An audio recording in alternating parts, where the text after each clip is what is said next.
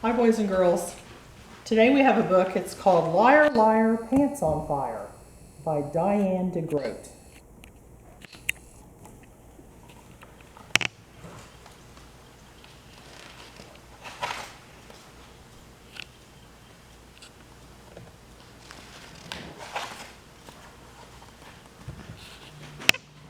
Gilbert was having a bad day. His class had been reading stories about famous people, and now Mrs. Bird wanted them to make up plays to show what they had learned. Gilbert didn't want to be in a play. He was sure he would get nervous and make a mistake. Even worse, Mrs. Bird stuck him in a group with know-it-all Philip and bossy Margaret. "Let's do a play about George Washington and the cherry tree," Philip suggested. "Okay," said Margaret, "I'll be George Washington." "I should be the president," Philip said, "because I'm the best student in the class." "I said it first," Margaret insisted. Gilbert just wanted to be the cherry tree so he wouldn't have any lines. Mrs. Bird settled it by writing the parts on slips of paper and having them each pick one. To his surprise, Gilbert picked George Washington, Margaret picked George's father, and Philip was the cherry tree.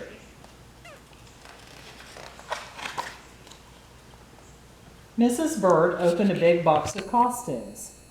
"You can practice your plays now and share them with the class tomorrow," she said. She gave Louis a tall black hat for his role as Abraham Lincoln. Patty wanted to be Sally Ride, so she got a motorcycle helmet that looked just like part of a spacesuit. Mrs. Bird handed Gilbert a three-cornered hat. When Gilbert put it on, he felt better. Maybe he would be a good George Washington after all.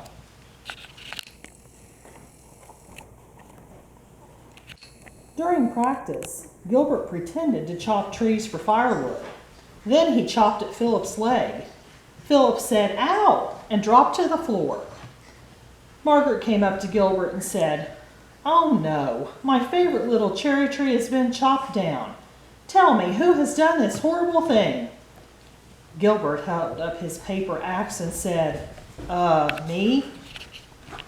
"That's not the way it was in the book," Philip said. "You're supposed to say, 'I cannot tell a lie. I cut down your cherry tree. I am sorry.'" Margaret added, "Then I say, 'Because you told the truth, I will not punish you.'" Philip sighed. "I still think I should be George Washington." For the rest of the day, Gilbert practiced his lines. At lunch, Hattie asked him what kind of sandwich he had, and Gilbert replied, "I cannot tell a lie. It is peanut butter and jelly." During arithmetic, Mrs. Bird asked him to add 6 and 6. Gilbert said, "I cannot tell a lie. The answer is 12. Gilbert wanted to practice at home too, with the hat. When no one was looking, he slipped it into his book bag. Gilbert wore the hat to the supper table and announced, "I cannot tell a lie. I'm starving." His sister Lola said, "Me too." "Try this soup," Mother said, passing the bowl. "It's a new recipe." Gilbert took a spoonful and said, "I cannot tell a lie. I don't like it." Lola put her spoon down and said, "Yucky soup." Then Gilbert said, "I cannot tell a lie. Lola is a big copycat." Lola started to cry, and Mother said, "That's enough, Gilbert." "But it's the truth," Gilbert said. Mother sighed and said, "Sometimes it's better to say nothing than to hurt people's feelings." Gilbert groaned. It was hard being George Washington. Before getting ready for bed, Gilbert carefully tucked the hat into his backpack so he could take it back to school in the morning. He didn't want Mrs. Bird to notice it was gone. He took a bath and brushed his teeth, repeating his lines over and over so he wouldn't forget them.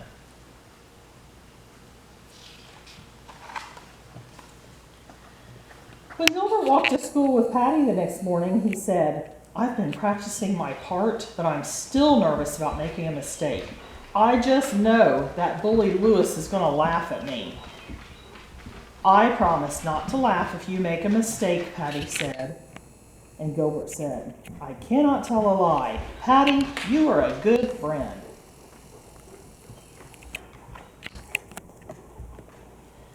When it was time to get ready for the play, Gilbert opened his backpack and reached inside.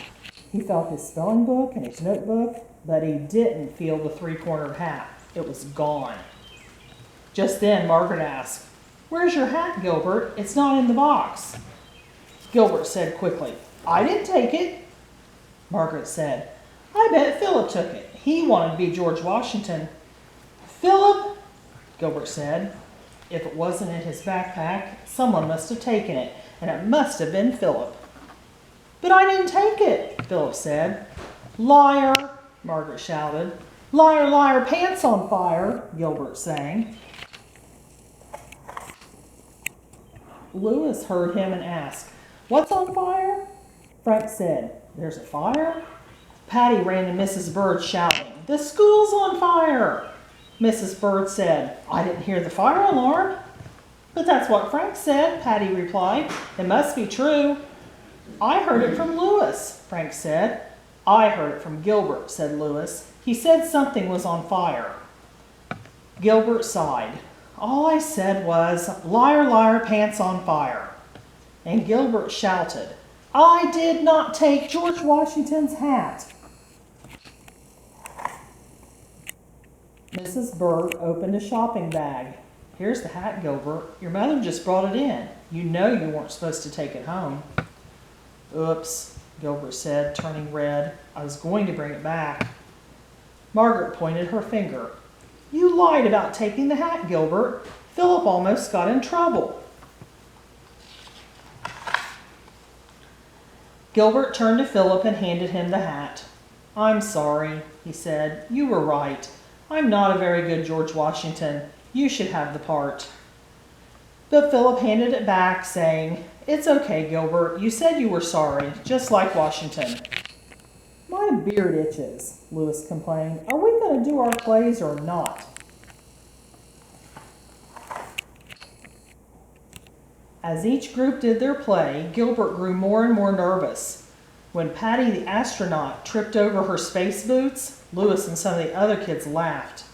Gilbert didn't laugh. He knew he might mess up too. But when it was Gilbert's turn, he said his lines without a single mistake. And that's the truth.